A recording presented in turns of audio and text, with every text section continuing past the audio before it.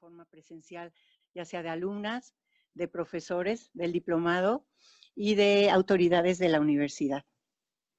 Quisiera presentar antes que nada a quienes componen esta mesa que tenemos aquí adelante, que es el doctor José de Jesús Legorreta, que él es presidente de la Cátedra de Teología Feminista.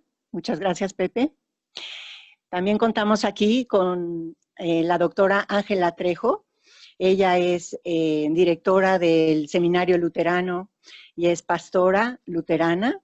Muchas gracias, Ángela, por venir y estar aquí presente. Ella fue profesora de nuestro diplomado cuando fue presencial, por eso nos da mucho orgullo contar contigo. Luego tenemos aquí al maestro Randolfo González de la Mora, que él es justamente el director de formación continua de aquí de la Ibero, quien nos ha apoyado incondicionalmente a que este diplomado siga adelante y a promocionar el que viene en abril, el siguiente diplomado en línea, al cual invitamos a todos y a todas para que se inscriban. Muchas gracias, Randolfo. Y también contamos en la mesa con la profesora María Luisa Martínez Noriega, bien conocida como Marisa. Ella es profesora del diplomado, pero además es consejera de la Cátedra de Teología Feminista y miembro muy activo en esta cuestión del diplomado, a quien también agradezco que esté en la mesa y quien nos va a honrar con sus palabras también. Nos acompañan también las y los profesores que conforman el diplomado y me gustaría hacer mención de ellos porque estoy muy agradecida por su presencia y por su participación. Tenemos aquí al doctor Saúl Espino, muchísimas gracias.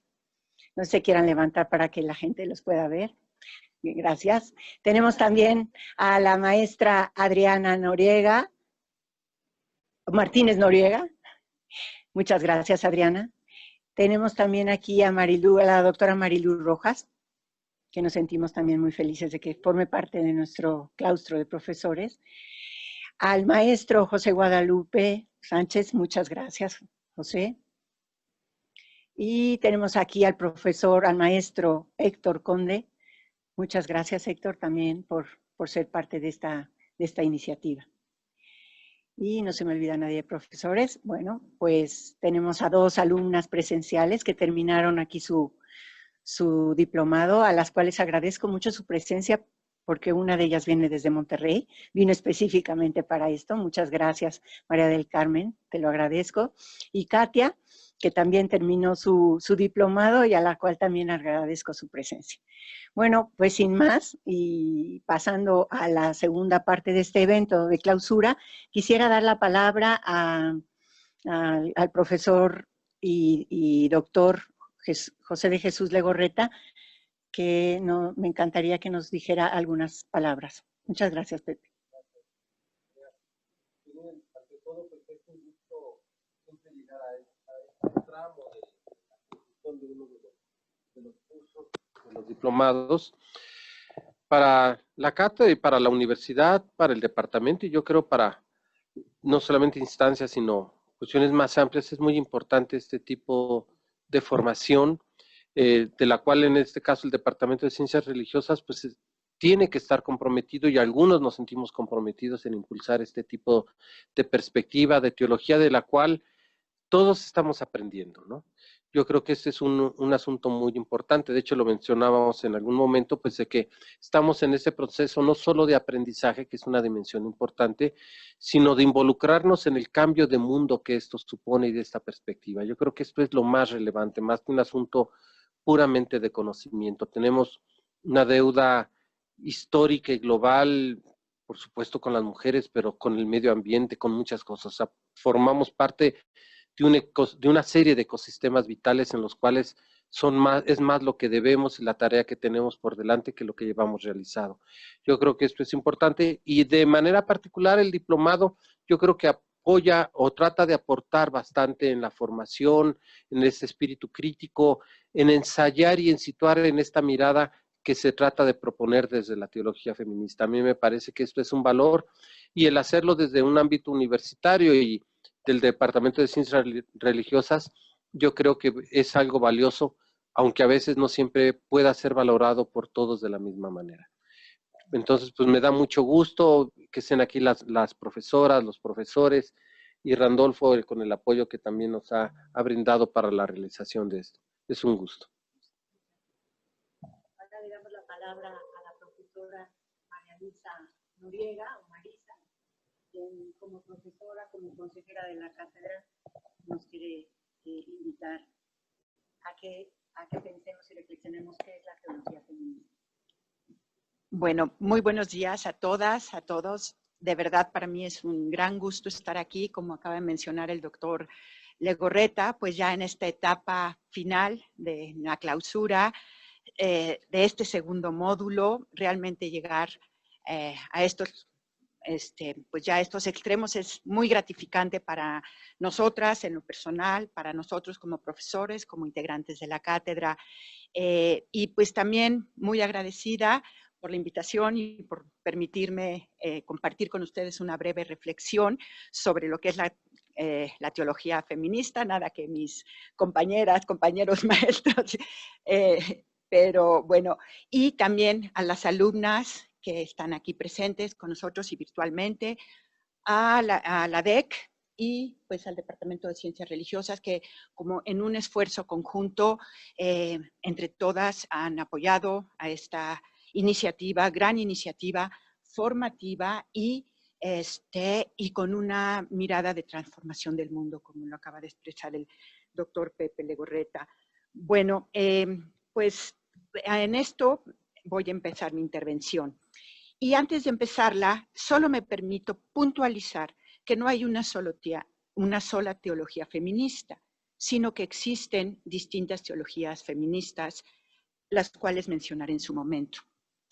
De aquí quisiera yo partir para comentar que desde mi experiencia y trayectoria en la materia, he aprendido y podido constatar que todas las vertientes teológicas feministas coinciden, comparten y reconocen, tanto desde el análisis crítico como desde la práctica cotidiana, que lo que se gestó como una inquietud por el género se ha convertido desde hace ya varias décadas en una forma considerablemente diferenciada de ver las estructuras que privilegian a unos y a unas y marginan a otros y a otras, ya sea por su raza, condición social, por su preferencia sexual, por sus creencias religiosas, por su nacionalidad, por su edad, por sus capacidades y por tantos y tantos otros factores que se entretejen para discriminar a la mayoría de las personas,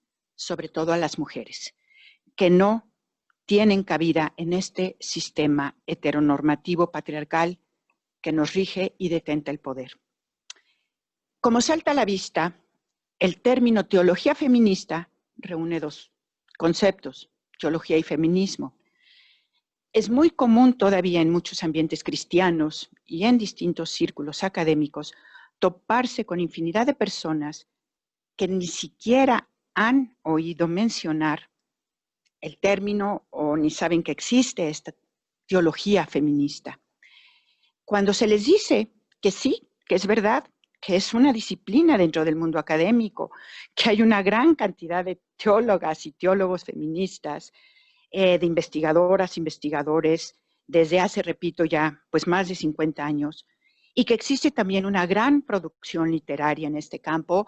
Muestra de ello, aquí voy a hacer un paréntesis, pues ya la Biblioteca de la Universidad Iberoamericana, gracias a la donación de la maestra María del Carmen Servitje y a la iniciativa de la maestra María Andrea González Benassini, cuenta, coordinadora de la cátedra, coordinadora académica de la cátedra, cuenta ya la universidad con un acervo muy importante físico de libros sobre teología feminista con los cuales ya podemos consultar y tener a mano, que eso pues también es un gran logro. Y bueno, la primera reacción que yo he escuchado muchísimo, créanme, lo topo y creo que no soy la única, que estas personas dicen es que la teología y el feminismo no tienen nada en común. Incluso llegan a asegurar que son incompatibles.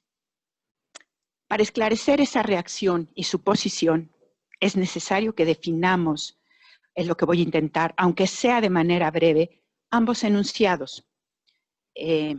Teología se refiere a la reflexión científica sobre Dios y a una expresión del significado y valor de la experiencia y vivencia humana de Dios. No es una única definición, hay libros y escritos inmensos, solo repito por mencionar algo breve.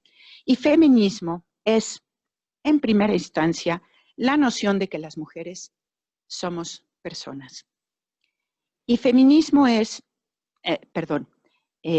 sin embargo, esta expresión en conjunto sugiere que esta reflexión sobre Dios y la vivencia cristiana sean confrontadas con los distintos movimientos feministas que buscan la emancipación de las mujeres, sobre todo. Esto es lo que quiero compartir en esta charla, pues me parece que puede ayudarnos, aunque sea de una manera básica, como dice el profesor Legorreta, el doctor Legorreta, pues no es solo comprender y es un camino tan largo y tan vasto que solo pues son pautas, son pistas y son acercamientos, porque en realidad el tema es muy vasto, muy hondo y muy rico. Pero tal vez puedan ayudarnos a comprender de manera básica qué es la teología feminista. Quisiera yo empezar citando a la doctora Teresa Forcade Sibila en un libro que ella tiene, que escribió, que se llama La teología feminista en la historia.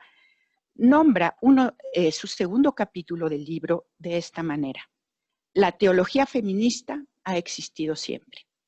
Y en ella empieza diciendo lo siguiente, y cito: aunque no recibiera este nombre, la teología feminista ha existido desde que existe la teología patriarcal.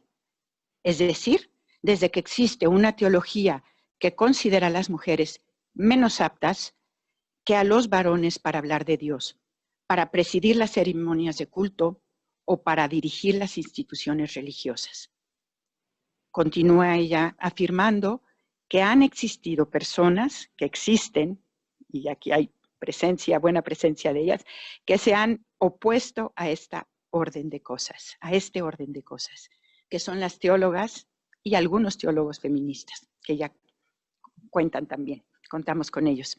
En este mismo orden, la doctora Lucía Ramón Carbonell, en un artículo llamado, que ella también escribió ya hace varios años, el artículo es Introducción General a la Historia de las Teologías Feministas Cristianas, lo publicó en un primer tomo de una colección llamada Teología Feminista, editado por Mercedes Arriaga Flores y Mercedes Navarro Puerto.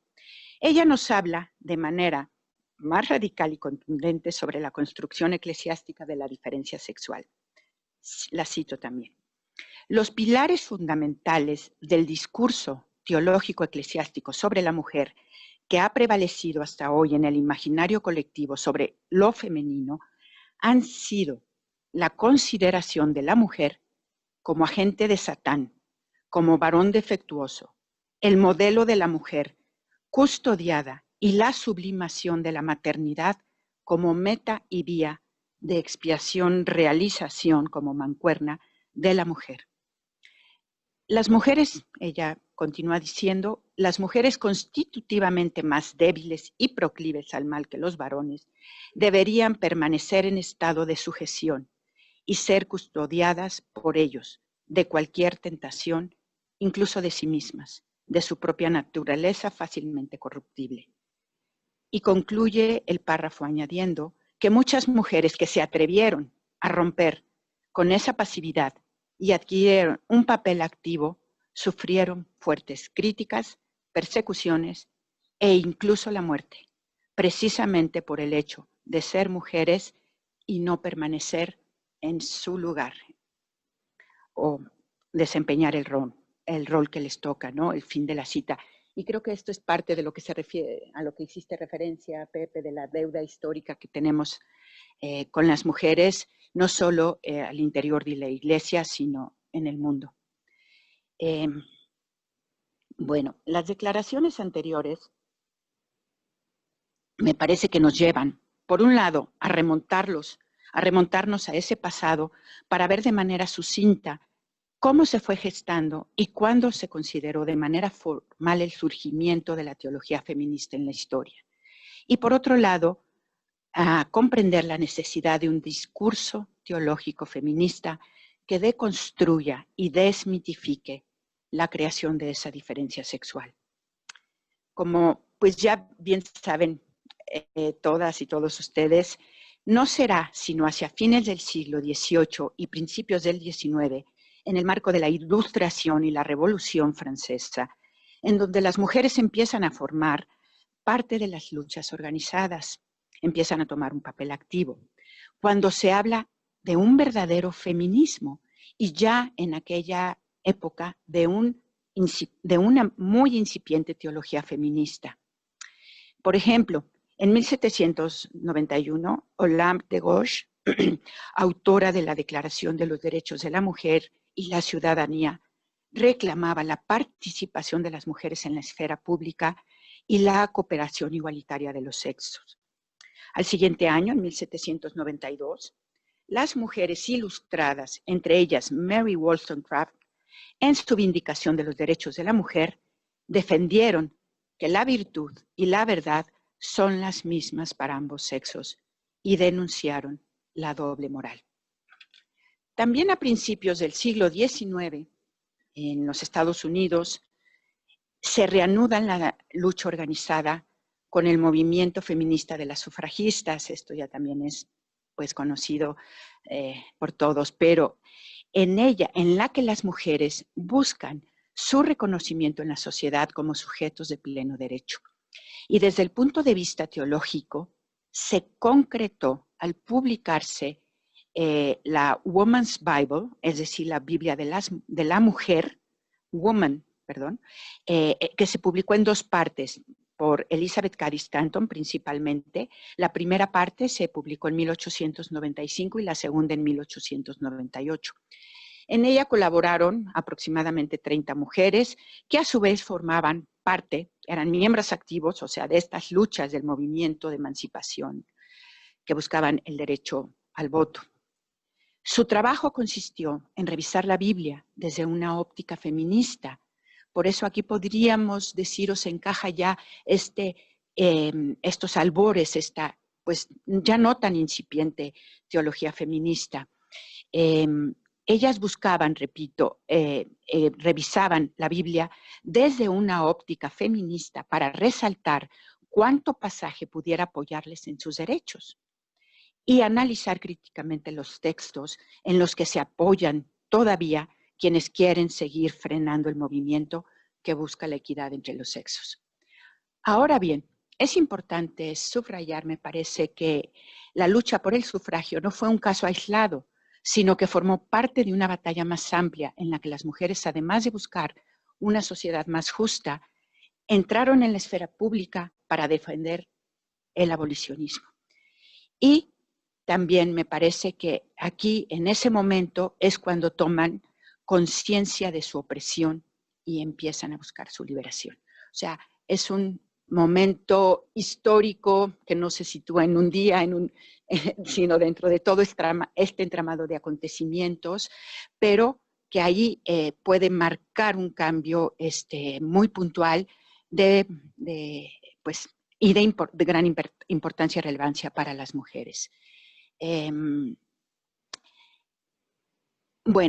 Paso a otro hecho relevante en el año de 1848, que fue sin duda la convención de Seneca Falls, que tuvo lugar en la ciudad de Nueva York, organizada por la misma Elizabeth Cady Stanton, junto con Lucrecia Mott, de la cual surgió la declaración de un documento considerado el texto fundacional del movimiento feminista, basado en la Declaración de Independencia de los Estados Unidos, en el que se denunciaban las restricciones, sobre todo políticas, a las que estaban sometidas las mujeres. Pues termino ahí como ese brevísimo recorrido histórico o inicio y albores porque me parece que, bueno, no me parece, sino considero que podemos constatar que los movimientos feministas y la teología feminista surgieron de una manera entrelazada, que esto es lo que, ¿no? Ahí está la reflexión y la vida, la práctica cotidiana en el mundo. Es decir, la acción política y la reflexión teológica se combinaron y se dieron la mano desde esos albores. No obstante, pues también como sabemos, a lo largo del recorrido de las distintas olas del feminismo, han habido momentos de encuentro y de desencuentro entre las teóricas feministas, las activistas feministas y las teólogas feministas. Sin embargo, esas tensiones y puntos de quiebre han sido de mucho aprendizaje, han servido también para adquirir una madurez tanto en las prácticas al interior de los movimientos feministas como en el desarrollo y propuestas de las teóricas feministas y en la reflexión de los discursos teológico-feministas. Todas ellas han dado pasos significativos que les han ayudado a estar muy alertas y adaptarse a los nuevos retos y acontecimientos sin perder la capacidad de transformación. Por eso es que es vigente, es actual, es cambiante. Entonces, es algo que no podemos, pues que ya no se frena y que no podemos delimitar. Prueba de ello, por remitirnos también un poco a los años anteriores, a la década, al siglo XIX, es que a partir de los años de 1960 y 1970, sobre todo, se fueron incorporando tanto en la práctica como en los discursos nuevos sujetos emergentes. Y esto contribuyó al surgimiento de las nuevas teologías feministas, como la mujerista, la humanista, la latino, la ecofeminista, la teología queer, las teologías decoloniales, tan solo por enunciar algunas como les mencioné al principio. Cabe mencionar que las teólogas feministas y teólogos, desde sus diversos contextos, se han esforzado por aportar y emplear distintas categorías analíticas, distintos marcos conceptuales, diversas teorías críticas. Incluso han acuñado una nueva terminología para renombrar y resignificar los conceptos tradicionales. Esta mañana, antes de llegar aquí, nos reunimos las profesoras y los profesores del diplomado y veíamos la falta que nos hace un glosario para también compartir con las alumnas y los alumnos en los siguientes diplomados, porque de verdad hay una terminología nueva que ayuda a cambiar nuestra mirada, nuestro concepto y nuestra manera de comprender. Además de que renombran y resignifican los conceptos tradicionales. Han logrado deconstruir las dualidades opuestas, excluyentes y jerarquizadas, tanto en el lenguaje como en la práctica, y las han sustituido con la creatividad y fecundidad de las paradojas. Antes de terminar, ya prácticamente termino, quisiera destacar la aportación, porque me parece muy pertinente al tema, que ha hecho la prestigiosa biblista y teóloga feminista, la doctora Elizabeth Schuller Fiorenza, a los estudios bíblicos al crear un método de interpretación feminista, crítico, liberador, además que es mi materia en el diplomado de hermenéutica, para releer y reinterpretar los textos desde su aguda mirada feminista, el cual este método es una espiral hermenéutica por ser abierta y no un círculo cerrado, el cual ella describe como la danza, en la que los pasos de interpretación no se dan de manera lineal ni repetitiva, sino de forma libre, creativa, imaginaria. O sea, nos abren la posibilidad de interpretación a grandes y nuevas cosas, ¿sí? Hay mucho reto por ahí para explorar. Además, fue ella quien propuso a las mujeres por primera vez emplear la hermenéutica de la sospecha como punto de partida para una relectura feminista crítico-liberadora de la Biblia. Y aquí encontré unas palabras de la teóloga brasileña Ivonne Guevara que me encantaron, apuntalando pues, uso de la sospecha, de la hermenéutica de la sospecha. Ivonne Guevara dice, y cito, «Las feministas hemos aprendido a sospechar de lo que fue escrito sobre las mujeres, sospechar de las interpretaciones bíblicas que nos hacen inferiores, sospechar de las tradiciones culturales que infringen nuestros cuerpos, sospechar de las prohibiciones sociales dirigidas solo a las mujeres, sospechar de lo que llaman la voluntad de Dios». Por último, afirma Ivonne Guevara, Sospechar críticamente incluye también admitir que quizá en una época algunos comportamientos hayan sido aceptados como modelo cultural en las relaciones humanas, pero una cultura no puede imponer a otras su funcionamiento, aun cuando se trate de un texto sagrado. Esto se revela como un anacronismo y una falta de respeto a la diversidad y a la evolución humana, afirma Ivonne Guevara, y termino la cita. Ahora sí concluyo con este breve párrafo de mi intervención, pues quisiera enunciar también brevísimamente algunas de las principales características que tal vez estuvieron ahí de las teologías feministas, que quedaron probablemente mencionadas de manera implícita en lo que acabo de compartirles, pero pues para apuntalarlas un poquitín más y que no pasen desapercibidas. Las teologías feministas son críticas, liberadoras, holísticas y encarnadas. Se oponen a las exclusiones, se esfuerzan por deconstruir las teologías sexistas y se esmeran por construir nuevas alternativas, como por ejemplo la sororidad, que ahí es un término, pero es un término que implica todo un comportamiento y una actitud. Incluyen el cuerpo y las experiencias de las mujeres como categorías de análisis. Emplean la imaginación, la creatividad, la sospecha, como ya quedó bien señalado, como una de sus herramientas de interpretación.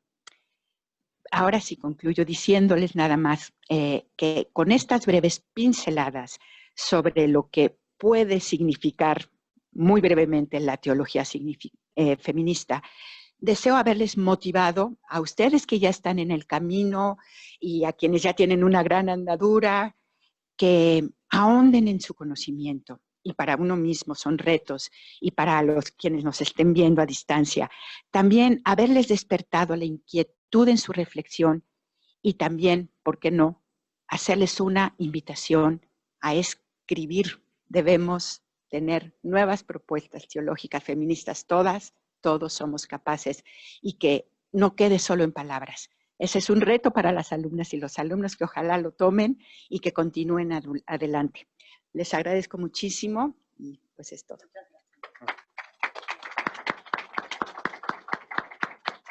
Ahora me gustaría dar la palabra.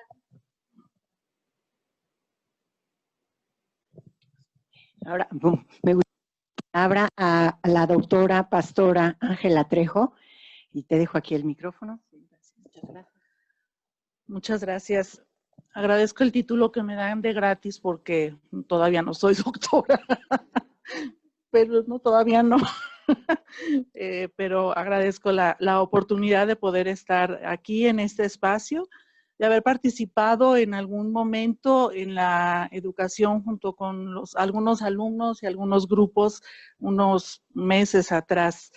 En esta ocasión me pidieron que pudiera hacer una reflexión breve sobre las mujeres en la historia, o las mujeres a través del papel de la historia.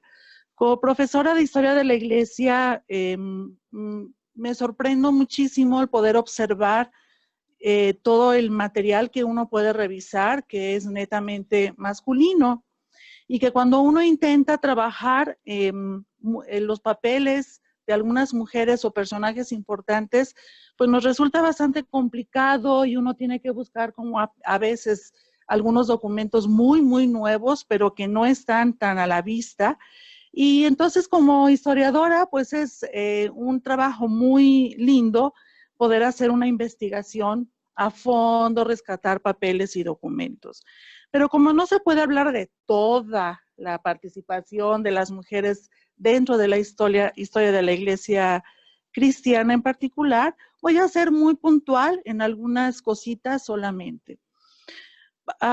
Tratando de trabajar desde la experiencia que tengo como pastora, pero también con compañeras afines dentro de todo el sistema de una iglesia, nos hemos dado cuenta que la recuperación de la palabra y el valor de la palabra de las mujeres ha decaído dentro de todo un sistema. Yo sé que nosotras nos valoramos y nos consideramos importantes, pero por diferentes experiencias nos damos cuenta que últimamente en un sistema tan opresivo, tan conservador y tan radical, el papel de la mujer o la voz de las mujeres cuesta mucho trabajo que sea escuchada, que sea valorada y que sea tomada en cuenta, aun cuando tengamos títulos o aun cuando hayamos llegado a una ordenación como pastoras dentro de una iglesia.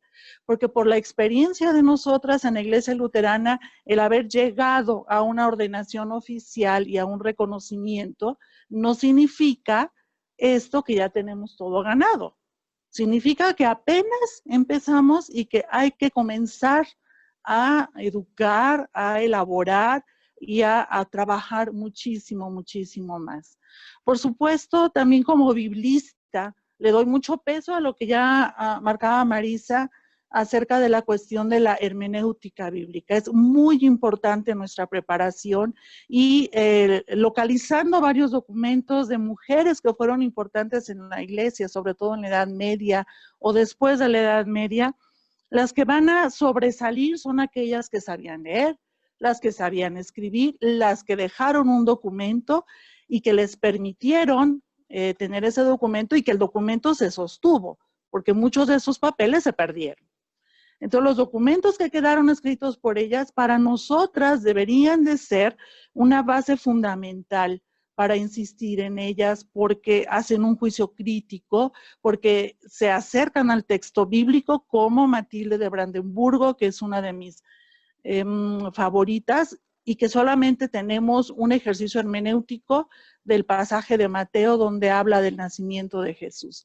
En un breve ejercicio hermenéutico que ella realiza, y no porque ella lo haya querido hacer público, sino porque es acusada en 1750 en Aviñón, en Francia, por andar haciendo el ejercicio hermenéutico, por traducir el texto al idioma del pueblo y por hacer la aplicación con un grupo de mujeres. Por esa acusación uno lo sabe. La palabra entonces de las mujeres es de una gran importancia, pero también la palabra escrita, pero también una palabra documentada. Y es muy importante que a través de este diplomado insistamos o insistan sus profesores y profesoras e insistan las alumnas y alumnos en prepararse. Para mí ahora es fundamental. En un mundo tan complicado, si no hay una preparación para defender nuestros derechos, no vamos a llegar a ningún lado. Y eso sí está en los registros de la historia, que estas mujeres que se prepararon, que se apuntaron, que caminaron, que tuvieron que meterse a estudiar, que tuvieron que meterse a realizar sus argumentos de manera inteligente, fue la punta de lanza para poder insistir dentro de la iglesia para realizar algunos cambios. Por ejemplo, el tiempo de la Reforma Protestante va a ser un tiempo de mujeres que escriben, pero también se rescata, por supuesto, de mujeres que no escribieron, pero que se recogió la experiencia de aquellas que se pudieron reunir, trabajaron desde las cocinas, que trabajaron desde las mesas para argumentar, para pensar de qué manera una iglesia podía ser diferente. De ahí surge toda la Reforma Protestante, que ahora a estas fechas no significa que todas las mujeres que venimos de ese movimiento estemos en lo máximo, insisto. Todo el tiempo necesitamos estar poniéndole un valor a la palabra y necesitamos estar argumentando. Sin embargo, por experiencia de las mujeres luteranas en México, el año pasado decidimos que ya no era tiempo de defender tanto nuestra ordenación ni de colocar dentro de nuestro texto o de nuestros textos que íbamos a colocar en las asambleas de la iglesia para decir por qué éramos ordenadas y cuál era nuestra base bíblica. Y cito a la pastora Karina García, quien dijo en un discurso celebrando los 10 años de la ordenación de las mujeres en la Iglesia Luterana Mexicana. Para nosotras no hay mayor argumento que el de las mujeres de la resurrección. Juana, María, Susana y las otras mencionadas en el Evangelio de Juan son nuestro baluarte y son nuestras testigas para indicarnos que nosotras somos lo suficientemente inteligentes para ser ordenadas, decía ella, ¿no? Tenemos todo el poder y la palabra justa porque ellas fueron testigas de la resurrección. Claro esto hay que argumentarlo y hay que trabajarlo. Pero es precisamente ese el papel que uno encuentra. Ya mencionaba Marisa también algunas mujeres muy interesantes. Y justo las mujeres que van a trabajar para la abolición de la esclavitud en el sur de Estados Unidos están leyendo documentos históricos de la Reforma y están leyendo textos de Lutero. Pero no nada más se quedan en la lectura de textos, sino que a partir del acercamiento al texto bíblico y de estudiarlo y de interpretarlo, entonces hacen de esa palabra la oportunidad de una liberación y de pensar o de repensar su mundo de manera distinta. ¿Cuál es el papel y la función de este diplomado? Fue muy interesante para mí poder trabajar en los primeros grupos, porque el enfoque es una teología cristiana, porque no podemos negar que en este país nos regimos desde lo moral y desde lo ético, desde una cristiandad. Y yo reconozco que hay otros grupos, otros espacios que no van en esa línea, pero la mayoría y más ahora, en este gobierno actual, se está insistiendo en una cuestión moral cristiana, que a lo mejor no siempre estamos de acuerdo, y que tendríamos que tener toda la posibilidad de gestionar para trabajar de otra manera una interpretación bíblica. Y que este diplomado nos da la oportunidad de poder darle otro enfoque a una teología cristiana, desde nuestros ser como mujer o de hombres que acompañan también nuestro recorrido. En este momento, entonces, quisiera resaltar la cuestión de nuestra palabra, de una palabra que se ha preparado, de una palabra liberadora, de una palabra que va a ser capaz de ser escrita o dicha en los espacios necesarios y posibles, y que el papel histórico en la iglesia no se quede solamente en una insistencia o en alzar la voz, sino que se quede por escrito, sino que siga buscando estos caminos de justicia y de misericordia. Y felicito a las alumnas y a los alumnos que han hecho este recorrido, porque tienen ustedes una gran responsabilidad al haber recibido toda esta preparación, porque todas las materias, todas las reflexiones que se llevaron a cabo fueron llevadas justamente para que pudiera haber un cambio, para que pudieran ser una voz preparada, animada y poder insistir en una voz distinta a lo que se está escuchando. Tal vez no tenemos los medios de comunicación a la mano, tal vez no tenemos todos los medios de prensa o todas las redes sociales a la mano, pero en este momento podemos ser muy justas, muy precisas y precisos en la palabra que se diga para poder ser una alternativa, para poder ser esa voz distinta. No queremos seguir teniendo una sociedad que nos consuma, una sociedad que nos dicte por dónde ir. No queremos ser los hombres y las mujeres dentro de las iglesias, aquellas personas que nos acomodemos a los sistemas. No queremos ser en este momento ni mujeres ni hombres que respondamos a sistemas que ya están acomodados. Este diplomado en particular nos invita a ser diferentes y nos invita a buscar otros caminos de vida, de justicia y de misericordia. Gracias.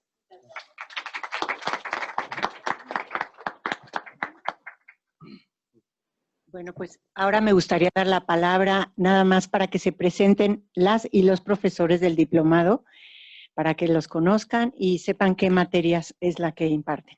Muchas gracias. Gracias, Andrea.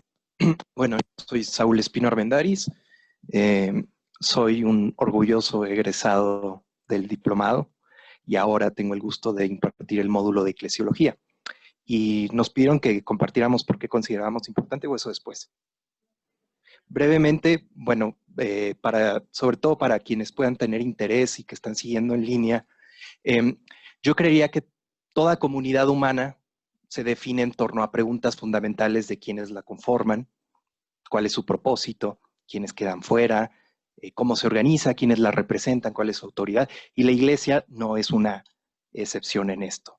Entonces, la reflexión interdisciplinaria que hace la Asamblea de Creyentes de sí misma para concebirse como eso, como asamblea de creyentes, es lo que yo considero que es la eclesiología. Y considero que es fundamental porque no se queda solo en denunciar la marginación y la exclusión histórica de las mujeres, sino que de hecho replantea conceptos centrales como autoridad, ministerio, tradición, en fin. Entonces creo que es algo que es muy trascendente. Buenos días a todas, todos. Mi nombre es Adriana Martínez. Yo soy la profesora que imparte el módulo de Introducción al Enfoque de Género. Este módulo que me parece nodal porque justamente, como mencionaba Marisa, es teología feminista, ¿no?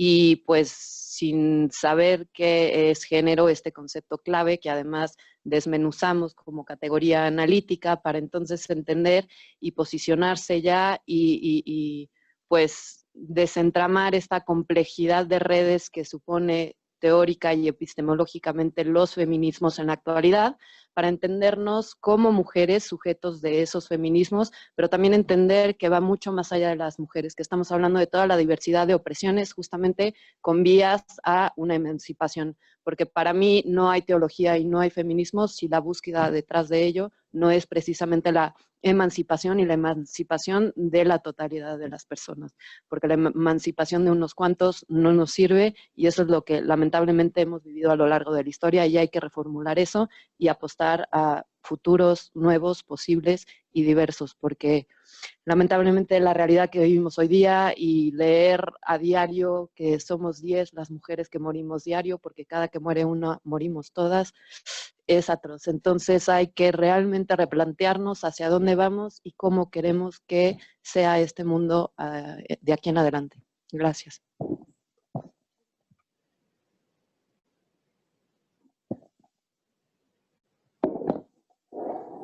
Hola, buenos días o buenas tardes a quienes están presentes y a quienes están vía internet. Yo soy Marilu Rojas Salazar, soy doctora en Teología Sistemática y mi módulo de trabajo es Cristología Feminista. Y obviamente es un módulo nodal porque repensamos la figura de Jesús de Nazaret, varón encarnado en cuerpo de hombre, y siempre nos preguntan a las feministas, ¿verdad? ¿Y ustedes tienen problema con la encarnación de Jesús en cuerpo de varón? Y mi respuesta siempre es: no tenemos ningún problema. El problema es que no existan más varones que se deconstruyan como Jesús en su masculinidad hegemónica. Por eso es muy importante estudiar Cristología feminista. ¿Qué decimos las mujeres de Jesús de Nazaret? No solo qué ha dicho el patriarcado en torno a Jesús de Nazaret, sino qué nos atrevemos a decir sobre la figura de este hombre que tuvo unas relaciones muy diferentes a las relaciones patriarcales, quiriarcales, hegemónicas, y cómo el discurso del amor cristiano necesitamos de construirlo, porque en aras de este amor cristiano nos están matando a las mujeres. Y por eso es que les invitamos a este módulo nodal. Gracias. Gracias. También agradezco mucho esta oportunidad, este privilegio de compartir este espacio formativo, que como bien decían, es un espacio de crecimiento mutuo, ¿no? Parecería mentira que a estas alturas de la historia sigamos entreteniéndonos en mitos e historias tan antiguas como son las del Antiguo Testamento, que es el módulo que imparto, ¿no?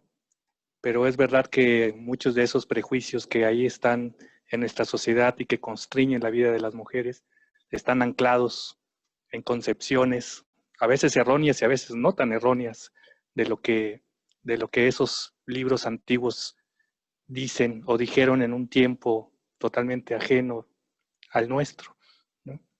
En lo personal yo me asumo cada vez más posbíblico, ¿no?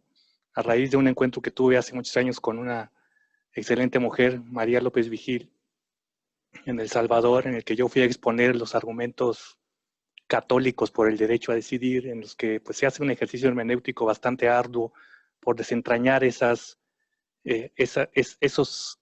raíces patriarcales que están en nuestras confesiones cristianas y reinterpretarlas, ¿no? Y es un esfuerzo muy difícil, y después de hacer lo que pude en mi exposición, pues ella se paró y dijo, bueno, pues hay que superar la Biblia, ¿no? Yo también, pero para superarla, digamos, hay que partir de que en muchas de nuestras sociedades sigue siendo un texto muy relevante, ¿no? De una autoridad muy importante y ha sido mal interpretado. Entonces, este ejercicio de darnos la oportunidad de leer, releer, reinterpretar y reescribir esos orígenes, esos textos sagrados, ¿no? O sacralizados en nuestra historia personal, tanto principalmente de las mujeres, pero también de los varones, pues ha sido una oportunidad enorme que hemos tenido en este seminario y por eso le agradezco y gracias a todas y todos. Esperamos que sigamos compartiendo estos espacios. Gracias, José. Bueno, mi nombre es Héctor Conde. Yo también, como Saúl, tomé el diplomado de Teología Feminista cuando era presencial, hace 10 años. Y también, pues, soy egresado de la maestría en Teología de la Ibero. Y, pues, muy contento de que la Universidad Iberoamericana haga este diplomado.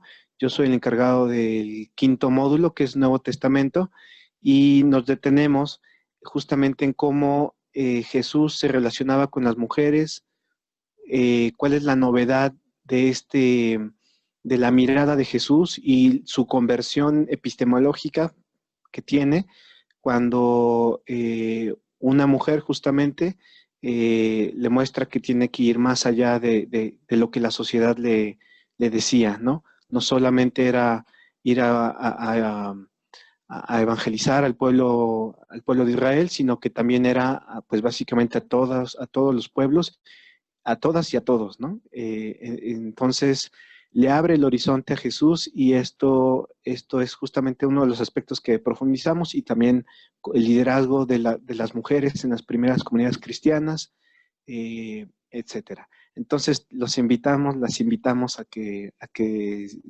se inscriban en el diplomado y pues muchas gracias.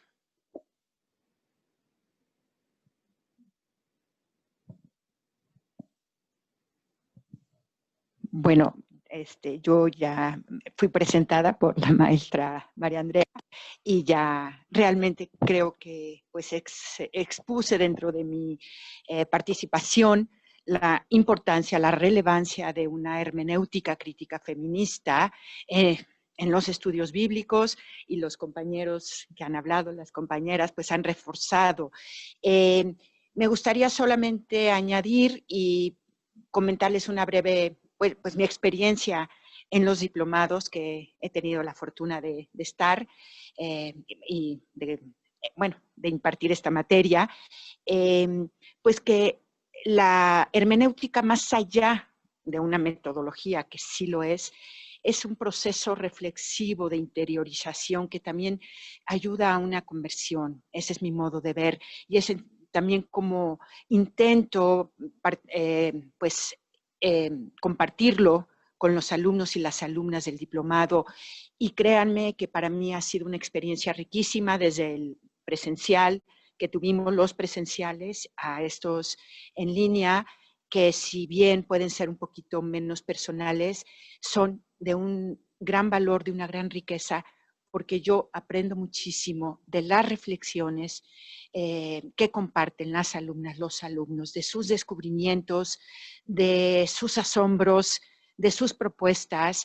De verdad que me he llevado muy gratas sorpresas, mucho aprendizaje, mucho compartir y sobre todo pues de una cuestión, repito, reflexiva hacia adentro, de espiritualidad, algo muy, muy íntimo se comparte luego también en en estas reflexiones que se hacen, que se comparten entre alumnas y alumnos, y a la vez la verdad, la gran satisfacción de luego comentarios de ellas, de ustedes, de sus aprendizajes, de lo que les sorprende, de lo que aprenden, de lo que se llevan, pues también es muy grato para uno compartir eso con todas ustedes. Pues, ¿te falta a ti, verdad, Andrea?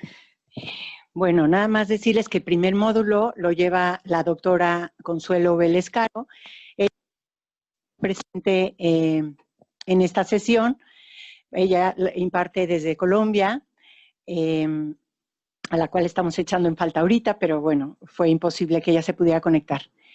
El módulo que yo imparto es el último, el 8º módulo, y es el módulo de teología, antropología teológica feminista, y ese módulo pues toca cerrar, ¿no? Toca cerrar con el diplomado. Y a mí me encanta el módulo que imparto porque en ese módulo trata de hacer una reflexión sobre la imago Dei de las mujeres. Realmente nos sentimos parte de esta imagen de Dios, siendo que se nos ha propuesto un Dios blanco, varón, occidental. Somos todas las mujeres incluidas en esa forma de concebir a la divinidad. Y entonces en esta reflexión que yo hago a través de mi módulo, expongo cómo a través del método ver, juzgar y actuar, y a través de varias reflexiones, cómo nos sentimos las mujeres y cómo nos gustaría crecer y desarrollarnos a través de esa experiencia con la divinidad. A través de arte, poesía, es como desarrollo mi módulo, y que es además mi alma mater, que es mi licenciatura, y creo que logramos cerrar el diplomado de una forma muy bella y una forma propositiva, sobre todo en acciones, cómo actuar, cómo vivir de otra forma, cómo cambiar mi entorno. Entonces, bueno, esto es lo que es el diplomado. Y ahora me gustaría pasar y darles la palabra a las alumnas. Las alumnas que se graduaron este diplomado, tenemos a 2 grandes mujeres que están acompañándonos aquí. Una de ellas viene desde Monterrey a recibir su certificado, otra es de la Ciudad de México, pero me gustaría que ustedes se presentaran y que en breves palabras nos dijeran su experiencia de haber cursado este último diplomado.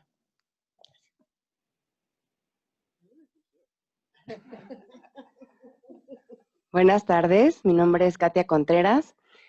Pues yo vivo aquí en la Ciudad de México, soy esposa, mamá, pediatra, consultora de lactancia. Mi vida profesional me ha llevado a trabajar mucho en temas de mujer, de nacimiento, de lactancia. Desde mi maternidad, o sea, para mí fue pues, conectar con el cuerpo de mujer, con la sabiduría. Yo nací en una familia católica y me casé hace casi 10 años con mi esposo, que es protestante. Yo creo que en varias iglesias siempre nos hicieron sentir como de yugo desigual, y yo no me creo actualmente ya con un yugo desigual, al contrario. Mi experiencia de este diplomado ha sido maravillosa. Ha fortalecido mucho mi espiritualidad. Yo creo que también es una herramienta de conversión y que es una experiencia personal difícil de definir, pero para mí muy importante en mi conocimiento de Dios, o sea, a través de la teología, y que también para mí Dios está en otras partes y en otras formas de conocerse. Pero también ha sido muy enriquecedora en mi crecimiento profesional como pediatra y como consultora de lactancia trabajando con mujeres. La verdad para mí fue enriquecedor en aprender más de feminismos, que yo desconocía mucho, y en conocer más a Dios. Estoy muy agradecida y con mucha hambre de seguir conociendo más de este campo que es maravilloso. Muchas gracias a mis compañeros que están pues conectados, de los que aprendí y los que no se pudieron conectar también, pero de los que aprendí mucho. Leer los ensayos, por ejemplo, de Mari Carmen y de varios compañeros fue muy enriquecedor. También de mis profesores, muy agradecida. Para mí fue la primera experiencia virtual también, y agradecer a las personas que hacen posible esto, porque sin esa forma yo no hubiera podido hacer el diplomado. Y pues también agradecer a la universidad que permite este tipo de espacios. Gracias.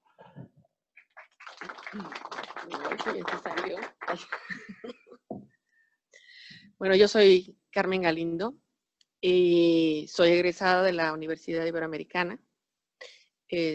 Estudié lo que entonces, allá y entonces se llamaba Ciencias y Técnicas de la Información. Y actualmente vivo en Monterrey. Hice una maestría en Ciencias de la Familia. Y me encontré con este diplomado y me dio... La verdad es que cada paso fue una aventura, cada módulo fue un gozo, una alegría de encontrar a alguien que pensaba como yo. O sea, era maravilloso no sentirme sola y no sentirme aislada, porque siempre fui como que la rebelde, la que dice cosas, y sufrí mucha discriminación desde niña por ser mujer. Mi abuela paterna les daba de comer primero a mis primos hombres, y si quedaba comida me daban de comer a mí. Mi mamá fue muy despreciada porque pues no era mujer, había tenido una niña, y que no era capaz de producir varones, no servía. Incluso mi abuela paterna, me acuerdo que le quería meter mujeres a mi papá para que tuviera una mujer de a de veras, que tuviera machos, que sacara ahora sí un machito, ¿verdad? ¿Cómo se iba a quedar con una niña? Entonces, a mí eso desde niña me marcó mucho. Y luego fui impulsada a crecer y a trabajar y a funcionar. Mi educación teresiana y mi educación jesuita fueron una gran fortaleza que me ayudó a hacerlo. Y cuando llegué a la vida profesional, yo trabajaba en Televisa y era productora de televisión, pero era un medio en el que llegué hasta donde llegué. El señor Azcárraga no tenía juntas con mujeres. Si había juntas de producción, nosotros detrás de una cortina. No quería ver a las mujeres, porque las mujeres eran para la cama y para estar cargadas. Entonces, aunque podía haber llegado más lejos o lo que fuera, ni siquiera me dieron una credencial ejecutiva porque era mujer. Yo no podía ganar lo mismo que mis compañeros porque era mujer. Aunque yo era su jefe, ellos tenían que ganar más que yo porque yo era mujer. O sea, llegué a un límite, ¿verdad? O sea, afortunadamente fui heredada a las Naciones Unidas y ahí se me abrió otro panorama, otra cosa, y me di cuenta no solamente de que la situación de las mujeres en México era de tal o cual manera, sino cómo era en diferentes países y cómo urgía y a gritos la feminidad gritaba auxilio, ¿verdad? Entonces, dentro de este módulo, dentro de este diplomado, yo siempre me ha gustado mucho la Biblia. Estuve encantada en el de Antiguo Testamento, la relectura de estas mujeres del Antiguo Testamento, y el maestro que nos forzaba que velo de otra manera, ¿verdad? O sea, a ver, funciona. Fue muy revelador y muy padre, ¿verdad? Y no sentirte mal porque tú dices, pues, o sea, ¿cómo me voy a creer estos mitos o leyendas, verdad? Y si ya está demostrado en la ciencia esto y aquello, ¿por qué tengo que seguir igual, verdad? Entonces, ese lo disfruté mucho. También disfruté mucho el Nuevo Testamento, todo el análisis de Magdalena y esto, o sea, fue extraordinario. Y luego la reflexión de que la iglesia soy yo y que, pues, si no te gusta, pues, ponte a hacer otra. Fue así como que, yo era como, ¿no? O sea, o sea, ha sido pues una concientización de lo que nos decías tú, ¿verdad? Es una responsabilidad de lo que ahora les toca hacer. Ahora con Marilu, ¿verdad?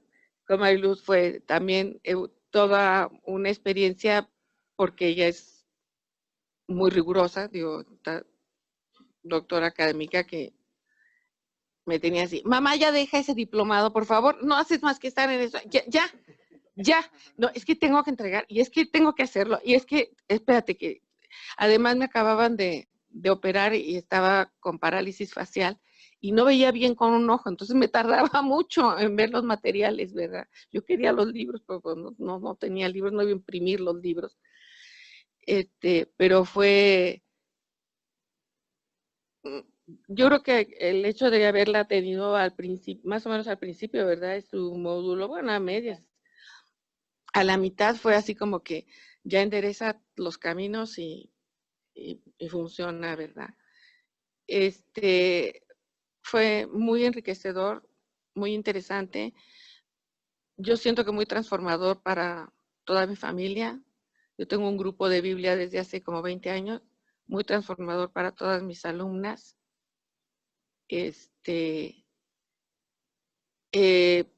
Participo en pastoral juvenil y hago análisis de películas en cine. Y yo creo que todo el material que utilicé en esto para analizar los personajes y los estereotipos femeninos en el cine fue muy enriquecedor para los jóvenes de pastoral universitaria, y eso me llevó, pues estos chavos y las gentes, ¿verdad? Me llevaron a que ahora, pues no sé si escriba como tú quieres que yo escriba, ¿verdad? Avientas así trancazo, pero pues ahora me invitaron a colaborar en el seminario, ¿cómo crees? Ahí donde no te dejan tomar clases porque eres mujer, me invitaron a dar clases.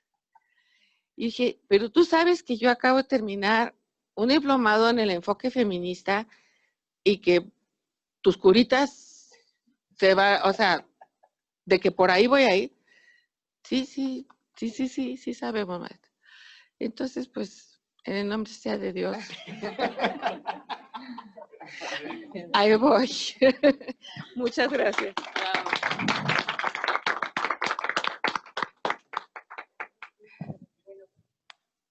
Por último, para ya ir cerrando, le vamos a dar la palabra al maestro Randolfo, quien es el director de la DEC, de Formación Continua, y para que entregue los diplomas a las alumnas presenciales y en nombre de ustedes también al resto de la generación. Bueno, pues por mi parte me veo obligado a plantear, pues, ¿por qué la Ibero hace esto? O sea, yo creo que es lo que tengo que compartir con ustedes. Antes, pues, darle las gracias a Pepe, a Juan Carlos, al Departamento de Ciencias Religiosas, a Andrea Marisa, de la cátedra, a Zoraima, de la Dirección de Enseñanza y Aprendizaje mediado por Tecnología, y yo en mi calidad de director de Educación Continua, pues a las alumnas, a los alumnos, a los profesores, las maestras, los invitados, los que nos ven allá en la virtualidad. Pues esto es lo que tiene que hacer la Ibero. O sea, si no hace esto, ¿qué va a hacer?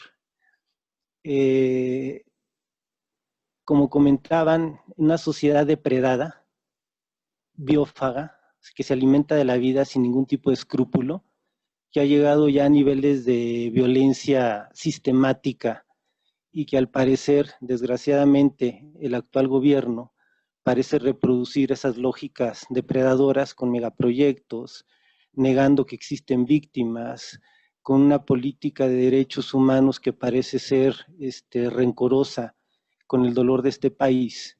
Desgraciadamente, la universidad pues se ha quedado corta en su respuesta. Yo creo que este tipo de programas, junto con otros que estamos haciendo en educación continua, lo único que buscan es tratar de atender esta necesidad.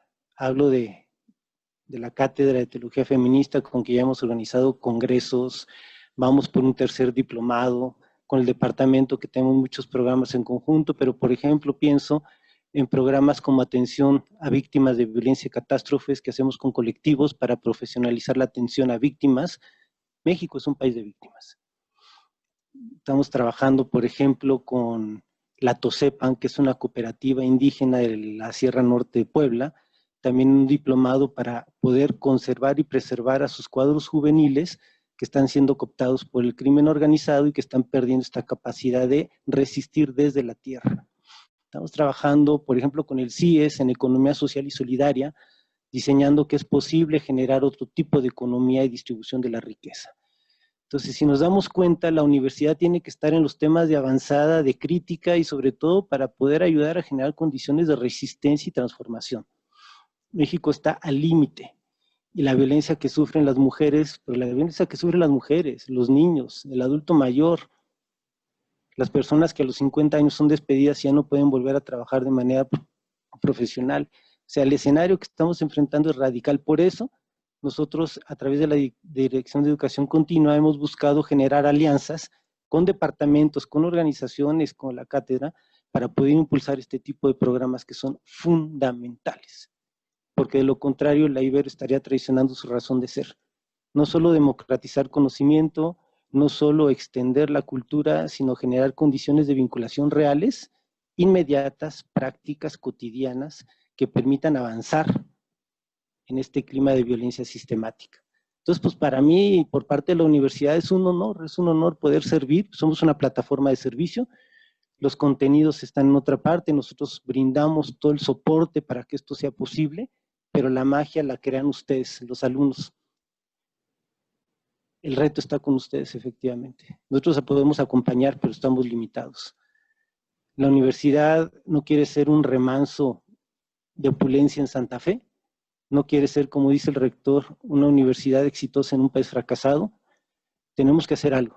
El país ya no aguanta y desgraciadamente la actual propuesta de gobierno a nivel federal se está quedando muy corta en sus expectativas de justicia y de cambio. Entonces, el escenario no queda en otro lado más que desde abajo para arriba, como crecen las milpas, y pues adelante. Gracias por darnos la oportunidad de poder colaborar con ustedes, de impulsar estos temas.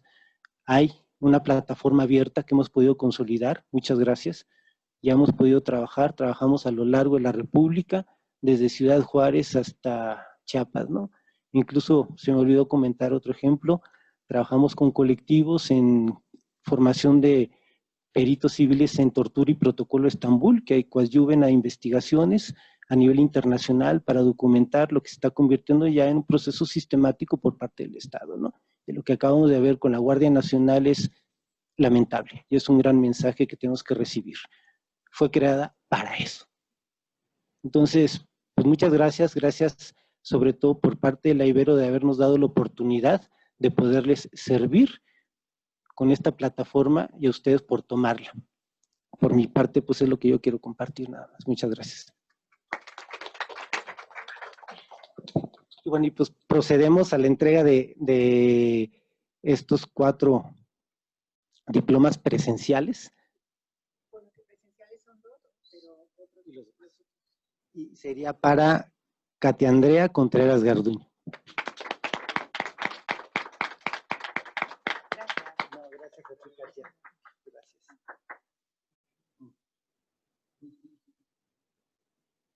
Gracias. Bravo, Katia. Gracias. Y para Rosa María Camacho Quiroz. María del Sí. María del Carmen Galindo Berrueta.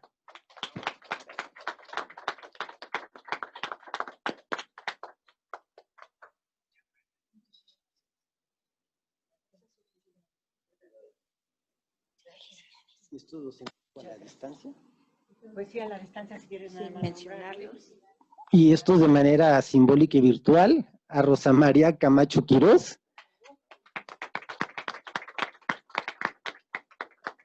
Y a José Álvaro Olvera Ibarra.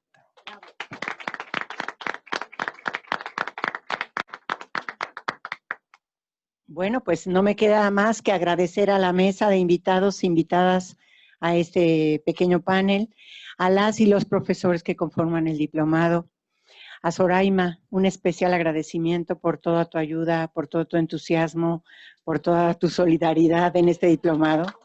Un aplauso muy fuerte. A las y los consejeros de la cátedra que también han apoyado esta iniciativa, al director del Departamento de Ciencias Religiosas, al doctor Sols, también agradecerle su apoyo, a nuestro coordinador de cursos y diplomados del departamento, Juan Carlos, muchas gracias. Y bueno, invitarlos para festejar a un brindis de manera presencial. A la gente que está a la distancia, pues brindaremos por ustedes desde aquí.